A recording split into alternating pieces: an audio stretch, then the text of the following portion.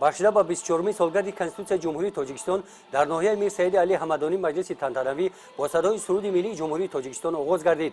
Сипас раиси ноҳияи Мир Саиди Алӣ Ҳамадонӣ бахшида ба ин санади муҳими таърихӣ сокинони ноҳияро табрик намуда қайд намуд, ки бо қабули Конституtsияи халқи Тоҷикистон дар айёми ниҳоят ҳасоси таърихӣ бори дигар исбот кард, ки ҳеҷ гуна душвориву мушкилот аз ҷумла ҷангидаҳшатбори ба сари давлат ва мардуми Тоҷикистон таҳмил шуда наметавонанд сокинони солдусту созандаи кишвари моро аз роҳи ҳақиқату ростӣ эъмори давлати муосири миллӣ ва фаъолияти бунёдкорона берун созанд.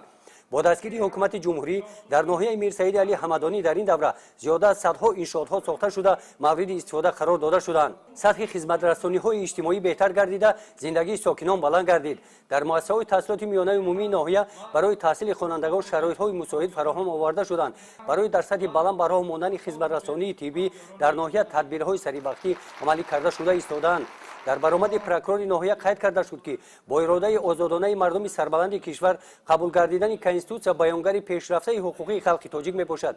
аз ин рӯ ин санади олии ҳуқуқӣ воқеан мояи ифтихор ва сарфарозии ҳар як шаҳрванди ватандӯсти мамлакат ва дастоварди муҳимтарини даврони соҳибистиқлол шуморида мешаванд. дар қисмати фарҳангии чорабинӣ ҳунармандони филармонияи давлатӣ ба номи Одина Ҳошимов бахшида ба 24-умин солгарди Конституtsияи Ҷумҳурии Тоҷикистон бо барномаи идонаи консертӣ баромад намуданд. тибқи нақшаи мақомоти иҷроияи ҳокимияти давлатии ноҳия дар ин рӯз ҳамчунин чорабиниҳои гуногуни варзишӣ гузаронида шуданд. гузориши Хоҷа Назриев, Худойназар Зуҳуров аз ноҳияи Мир Саиди Алӣ Ҳамадонӣ барои барномаи иттилооти Навид.